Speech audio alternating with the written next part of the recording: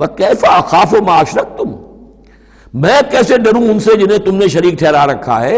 وَلَا تَخَافُونَ أَنَّكُمْ أَشْرَكْتُمْ بِاللَّهِ، جبکہ تم نہیں ڈرتے کہ تم نے اللہ کے ساتھ شریک ٹھہرا دیے. مَا لَمْ يُنَزِّلْ بِهِ عَلَيْكُمْ سُلْطَانًا، اور ان ہستیوں کو شریک ٹھہرا دیا ہے جن کے لیے کہ اللہ نے کوئی سلطان، کوئی سند نہیں اتاری. ہاں اللہ نے اپنی کتابوں میں کوئی سند اتاری ہوتی، عقل انسانی میں اس کی کوئی بنیاد ہوتی تو کوئی بات بھی ہوتی. نہ عقل میں، نہ فطرت میں، نہ کسی آسمانی کتاب میں کسی معبود کے لیے کوئی گنجائش نہیں ہے ہی نہیں. وَكَيْفَ أَخَافُ مَا أَشْرَكْتُمْ وَلَا تَخَافُونَ أَنَّكُمْ أَشْرَكْتُمْ بِاللَّهِ مَا لَمْ يُنَزِّلْ بِهِ عَلَيْكُمْ سُلْطَانًا فَأَيُّ الْفَرِيقَيْنِ أَحَقُّ بِالْأَمْنِ إِن كُنتُمْ تَعْلَمُونَ. تو اگر تم علم رکھتے ہو تو بتاؤ دونوں فریقین میں سے، یعنی ایک موحد ہے، ایک اللہ واحد پر ایمان رکھتا ہے، ساری قوت اس کے ہاتھ میں، سارا اقتدار اس کا ہے، ہر شے اس کے قبضہ قدرت میں. ایک وہ ہے کہ جو اس کو ماننے کے ساتھ ساتھ کچھ اور چھوٹے دیوی دیوتا سینکڑوں جو ہیں وہ ان کو بھی مانتے ہیں. امن اور چین اور سکون کس کو میسر آئے گا؟ قلبی چین، روحانی اطمینان اور سکون. ای الفریقین احق بالامن، ان دونوں میں سے موحدین اور مشرکین میں سے امن، سکون، اطمینان، چین اور راحت کا کون زیادہ حقدار ہے؟ بتاؤ اگر تم جانتے ہو. اور اس کا جواب خود دیا، الذین آمنوا ولم یلبسوا ایمانہم بظلم، یقیناً وہ لوگ جو ایمان لائیں اور اپنے ایمان پر کسی طرح کے شرک کی آلودگی نہ ہونے دیں. یہاں لفظ ظلم آیا ہے، ظلم کسی چھوٹے گناہ کو بھی کہہ سکتے ہیں. اسی لیے اس پر صحابہ گھبرا گئے تھے کہ حضور کون شخص ہوگا کہ جس نے کبھی کوئی ظلم نہ کیا ہو، اور نہیں تو اپنے اوپر ظلم کرتا ہے آدمی، کسی پر ظلم کرتا ہے.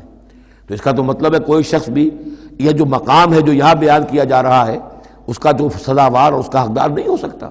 آپ نے فرمایا نہیں، یہاں ظلم سے مراد شرک ہے. پھر آپ نے سورہ لقمان کی آیت پڑھی، اس میں فرمایا کہ ان الشرک لظلم عظیم. وَإِذْ قَالَ لُقْمَانُ لِابْنِهِ يَا بُنَيَّ لَا تُشْرِكْ بِاللَّهِ إِنَّ الشِّرْكَ لَظُلْمٌ عَظِيمٌ. یہاں پر ظلم سے مراد شرک ہے، یعنی ایمان ایسا ہو کہ جو شرک کی ہر آلودگی سے پاک ہو.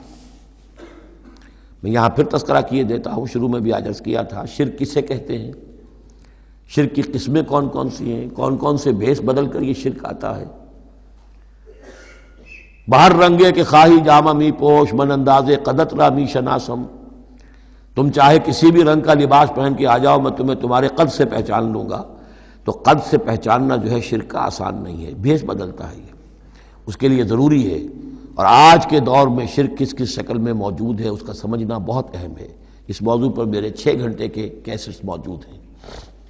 الذین آمنوا ولم یلبسوا ایمانہم بظلم، یقیناً وہ لوگ جو ایمان لائے اور جنہوں نے اپنے ایمان میں کسی بھی نوع کے شرک کی آمیزش نہ ہونے دی، اولئک لہم الامن وہم مہتدون، ان کے لیے ہے امن اور وہی ہوں گے راہیاب. یہ امن اور ایمان اور اسلام اور سلامتی کا جو آپس میں تعلق ہے لفظی اعتبار سے، وہ اس دعا میں بہت نمایاں ہو جاتا ہے کہ جو حضور ہر نیا جو چاند دیکھتے تھے ہر مہینے کا جو دعا مانگتے تھے، اللہم اہلہ علینا بالامن والایمان والسلامت والاسلام. اے اللہ یہ مہینہ جو شروع ہو رہا ہے اس نئے چاند کے ساتھ، ہلال کے ساتھ، اسے ہم پر طلوع فرما امن اور ایمان کے ساتھ اور سلامتی اور اسلام کے ساتھ. تو یہ بڑا گہرا ربط ہے ان الفاظ کے اندر. میرا چھوٹا سا کتابچہ ہے قرآن اور امن عالم، آج سے شاید کوئی میں سمجھتا ہوں کہ 30-32 سال پہلے کی تقریر تھی میری، لیکن وہ ان موضوعات پر میں سمجھتا ہوں کہ بہت مختصر لیکن بہت مفید ہے. فرمایا وَتِلْكَ حُجَّتُنَا آتَيْنَاهَا إِبْرَاهِيمَ عَلَىٰ قَوْمِهِ. اس کا میں حوالہ دے رہا تھا. یہ پوری سرگوشت بیان کر کے اب فرمایا یہ ہماری وہ حجت تھی جو ہم نے ابراہیم کو عطا کی اس کے قوم کے خلاف. یہ سارا محاجہ حضرت ابراہیم اپنی قوم سے کر رہے تھے. بظاہر اس کو توریہ کہتے ہیں. ایک ہوتا ہے جھوٹ بولنا، ایک ہوتا ہے توریہ. توریہ یہ ہے کہ آپ کہیں کوئی بات ایسی جو جھوٹ تو نہیں ہے لیکن جس سے سننے والا مغالطے میں مبتلا ہو جائے. مثلا حضرت شیخ الہند رحمۃ اللہ علیہ کا واقعہ ہے، جس زمانے میں ان کے وارنٹ نکلے ہوئے تھے اور وہ حرمین شریفین میں تھے، مکہ مکرمہ میں تھے. وارنٹ نکلا ہوا ہے اور شریف حسین والی مکہ جو ہے اس کے سپاہی ڈھونڈتے پھر رہے ہیں کہ کہاں ہے وہ مولوی ہندوستانی جو ہے جو باغی ہے انگریزوں کا، اس کو پکڑا جائے. اب یہ ایک جگہ پر یہ کہیں کھڑے ہوئے تھے تو ایک شرطے نے آ کر جو وہاں کا سپاہی تھا پوچھا ان کے بارے میں محمود الحسن کو جانتے ہو؟ کہ جی ہاں جانتا ہوں۔ وہ کہاں ہے؟ محمود الحسن کہاں ہے؟ تھوڑا سا 2 قدم پیچھے ہٹ کے کہا ابھی یہیں تھے۔ جھوٹ تو نہیں بولا نا، 2 قدم پیچھے ہٹ کر کہا ابھی یہیں تھے، بالکل سچ بولا۔ اس نے سمجھا ابھی یہیں تھے، دوڑا ادھر، دوڑ گیا، اپنے نکل گئے۔ اس کا نام ہے توریہ۔ یہ جھوٹ بھی نہیں ہے لیکن یہ کہ سننے والے کو مغالطہ بھی ہو گیا۔ اصل میں حضرت ابراہیم علیہ السلام کے کلام میں یہ توریہ کا انداز جو ہے وہ بہت ہے، تاکہ لوگوں کو، جیسے جب بتوں کو سب کو توڑ دیا تو کہا کہ اس نے توڑا ہوگا، یہ جو بڑا ہے، جو صحیح سالم کھڑا ہوا بڑا بت، اور تیشا بھی جو ہے جس سے توڑا تھا سب کو، وہ اس کی گردن میں لگا دیا کہ یہ جو ہے، جو آلہ ہے، آلہ واردات بھی اسی کے پاس سے برآمد ہو رہا ہے، اور یہ سالم ہے، باقی سب ٹوٹ گئے ہیں، تو قرائن کی شہادت بھی ہے کہ یہی ہے، پکڑو اس کو۔ تو یہ ہوتا ہے ان کو سمجھانے کے لیے کہ وہ سوچیں، دروں بینی پر آمادہ ہو جائیں۔ تو یہ ہے میرے نزدیک ان آیات کا محل یہ ہے۔ وَتِلْكَ حُجَّتُنَا آتَيْنَاهَا إِبْرَاهِيمَ عَلَىٰ قَوْمِهِ، اور یہ ہماری وہ دلیل تھی جو ہم نے عطا فرمائی ابراہیم کو اس کی قوم کے خلاف۔ نرفع درجات من نشاء، ہم بلند کرتے ہیں درجے جن کے چاہتے ہیں۔ اب ظاہر بات ہے یہاں کہنے کا مقصد یہ ہم نے ابراہیم کے درجے بہت بلند کیے۔ ان ربک حکیم علیم، یقیناً تیرا رب حکیم اور علیم ہے۔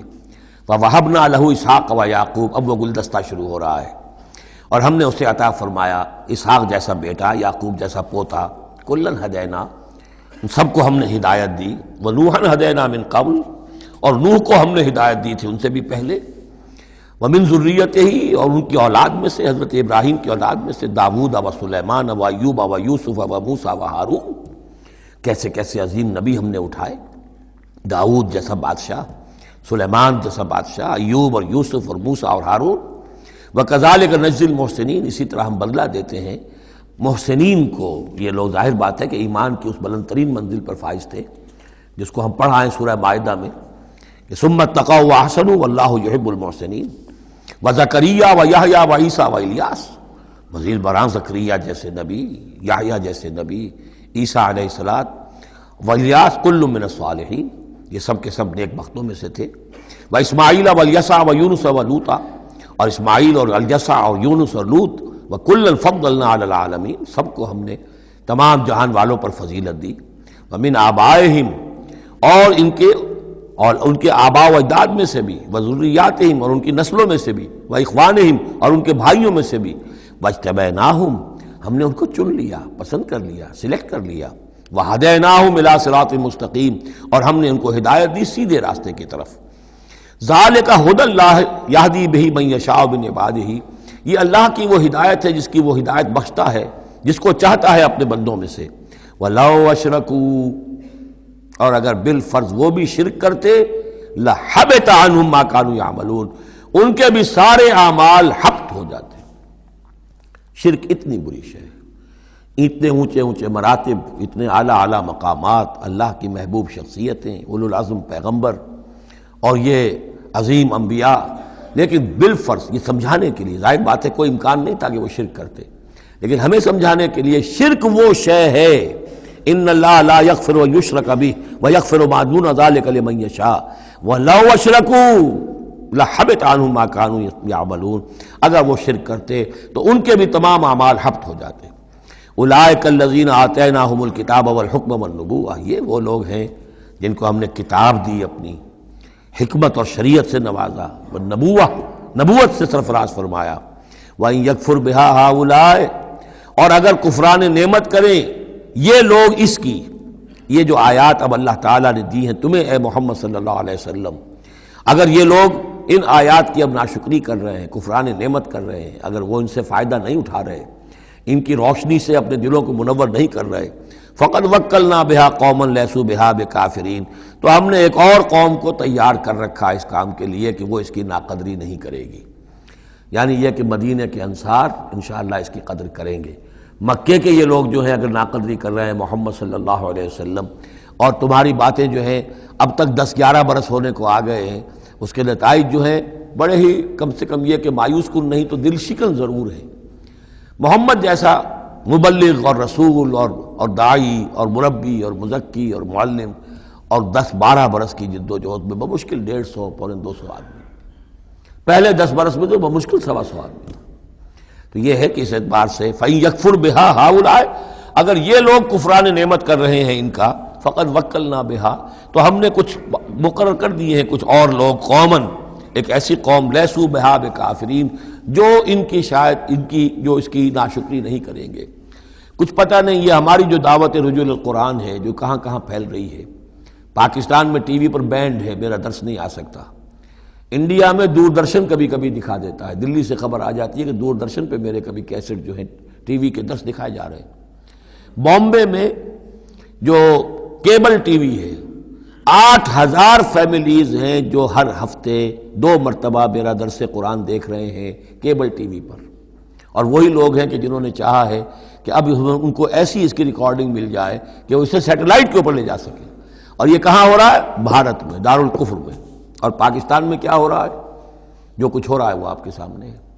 تو اگر ناقدری کرنے والے ہیں، گرفتہ چینیاں احرام و مکی خفتہ در بتھا، چینیوں نے تو احرام باندھ لیے، اور مکی جو ہے ابھی سویا ہوا ہے بتھا کی وادی کے اندر، ابھی اسے ہوش ہی نہیں ہے کہ وہ اٹھے وہ بھی احرام باندھے۔ تو یہ بہرحال یہ آیت بڑی اہم ہے اس اعتبار سے، آج کے دور میں خاص طور پر یہ ہے کہ کوئی مایوسی انسان کو ہونی نہیں چاہیے۔ ہمیں تو پتہ بھی نہیں ہے کہ کہاں کہاں یہ بات پھیل رہی ہے، ممکن ہی نہیں ہے مجھے معلوم ہو کہ میرے کیسٹ کہاں کہاں پہنچ گئے۔ وہ تو جہاں کہیں بھی جاتا ہوں، دیکھتا ہوں، سنتا ہوں، کوئی کہتا ہے میرے پاس 300 کیسٹ آپ کے ہیں، کوئی کو ملتا ہے میرے پاس اتنے کیسٹ آپ کے ہیں، میں سنتا ہوں۔ تو اب یہ دعوت پھیل رہی ہے، اب یہ میں نہیں کہہ سکتا کہ کس جگہ پر یہ جڑ پکڑے زمین کے اندر، اور یہ انقلابی دعوت جو ہے قرآن کی وہ وہاں ایک تناور درخت بنے، ایک تحریک زبردست انقلابی اٹھے۔ فَإِن يَكْفُرْ بِهَا هَؤُلَاءِ فَقَدْ وَكَّلْنَا بِهَا قَوْمًا لَيْسُوا بِهَا بِكَافِرِينَ، اگر یہ اس کی ناقدری کر رہے ہیں تو اے نبی آپ آزردہ خاطر نہ ہو، ہم نے ایک اور قوم کو تیار کر لیا ہے کہ وہ اس کی ناقدری نہیں کریں گے۔ اولئک الذین ھدی اللہ فبہداہ مقتدہ، یہ وہ لوگ ہیں جن کو اللہ نے ہدایت دی تھی۔ یہ 17 نام جو اوپر ہم نے پڑھے ہیں، فرمایا کہ اللہ فرما رہا ہے ہم نے انہیں ہدایت دی تھی، فبہداہ مقتدہ، تو آپ بھی ان کی ہدایت کی پیروی کیجئے۔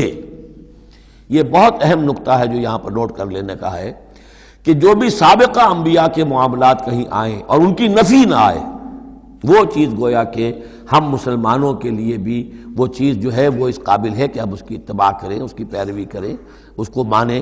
چنانچہ اسی اعتبار سے یہ رجم اور قتل مرتد، یہ 2 سزائیں جو ہیں یہ ہمارے ہاں اہل سنت نے اور سب تمام مسلمانوں نے یہ لی ہے کہ رجم کی سزا قرآن میں نہیں ہے، یہ سابق شریعت کی سزا ہے جس کو حضور نے برقرار رکھا ہے۔ قتل مرتد کا ذکر بھی قرآن مجید میں نہیں ہے، یہ بھی سابق امت کے اندر سابق شریعت کی سزا ہے جس کو برقرار رکھا گیا ہے۔ جب تک کسی شے کی نفی نہ ہو جائے سابق جو بھی شریعت ہے اس کی، اس وقت تک یہ ہے کہ وہ چیز بھی لاگو رہے گی۔ فرمایا اولئک الذین ھدی اللہ فبہداہ مقتدہ قل لا اسألکم علیہ اجرا، اور کہہ دیجئے کہ میں تم سے اس پر کسی اجر کا طالب نہیں ہوں، میں نے تم سے کوئی محنتانہ کبھی طلب نہیں کیا، تم سے کوئی معاوضہ نہیں مانگا۔ ان ہوا الا ذکریٰ للعالمین، یہ نہیں ہے مگر تمام جہان والوں کے لیے یاد دہانی ہے، نصیحت ہے۔ جو چاہے اس سے کسب فیض کرے، جو چاہے اس سے نور حاصل کرے، جو چاہے اس سے صحیح صراط مستقیم تک کی رہنمائی اخذ کر لے، یہ تو اللہ تعالیٰ کی طرف سے ایک صدقہ جاریہ ہے۔ ان ہوا الا ذکریٰ للعالمین، یاد دہانی اور نصیحت ہے تمام جہان والوں کے لیے۔ بارک اللہ لی ولکم فی القرآن العظیم ونفعنی وإیاکم بالآیات والذکر الحکیم۔